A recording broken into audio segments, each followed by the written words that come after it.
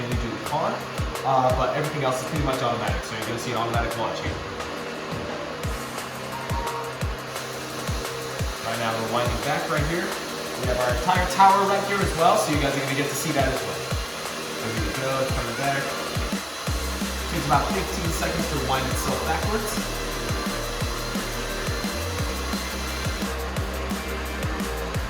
Out of the car. Again.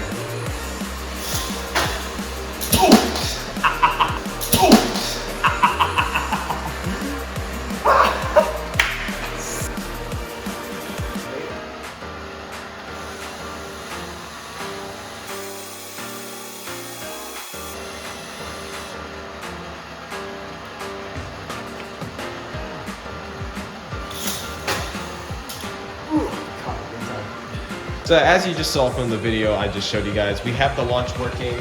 Finally, fully automatic. We got a fully automatic one. We just now have to hook it up to our station and have it coincide with each other, so that way they're able to dispatch a train and fully launch it.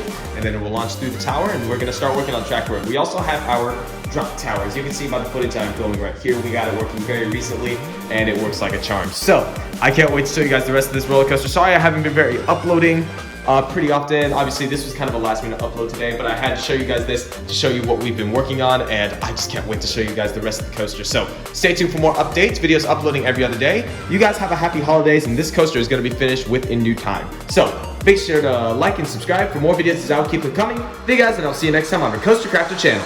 Peace!